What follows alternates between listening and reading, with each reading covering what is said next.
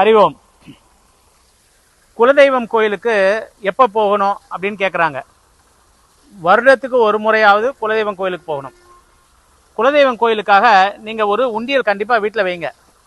அந்த சுவாமி பேரை சொல்லி சத்தமாக சொல்லி ஒரு காணிக்கை சின்ன ஒரு ரூபாயாவது அதில் போடுங்க.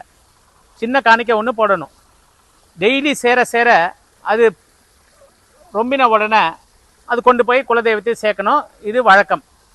அப்படி முடியாதவங்க வருஷத்துக்கு ஒரு தடவை கொண்டு போய் சேருங்க. அப்போ உண்டியல் ரொம்பிடுச்சுன்னா என்ன பண்ணணும் அப்படின்னா, ஒரு மஞ்சள் துணியில் அந்த காசை கட்டி வைங்க, பாக்கி போடுங்க.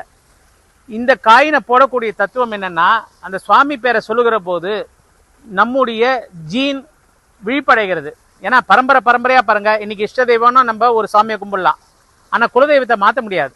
இந்த குலதெய்வமானது நிறைய விஷயங்களோட பரம்பரையாக வருது இல்லையா, பழக்க வழக்கங்கள் நிறைய விஷயங்கள் வருது. ஒருத்தருடைய உடல் அமைப்பு உருவ அமைப்பெல்லாம் பாருங்கள் எப்படி இருக்குது, அந்த ஜீனில் வருது இல்லையா. அதே மாதிரி இந்த குலதெய்வத்துடைய வழிபாடும் அதில் பதிவாயிருக்கும். அதனால் என்ன செய்யணும்னா, குலதெய்வம் பேரை உறக்க சொல்லி அந்த காசை போடணும். எதுக்குன்னா, தூங்கிக்கிட்டு இருக்கக்கூடிய ஜீன் விழிப்படைகிறதுக்காக. இதை காசை போடுகிற போது அந்த சத்தத்தில் அது விழிப்படையும்னு சித்தர் சுவாமி சொல்லி கொடுத்துருக்கார். இந்த மாதிரி பண்ணால் உங்களுக்கு குலதெய்வத்தோட அனுகிரகம் கிடைக்கும். குலதெய்வம் கோயிலுக்கு போங்க.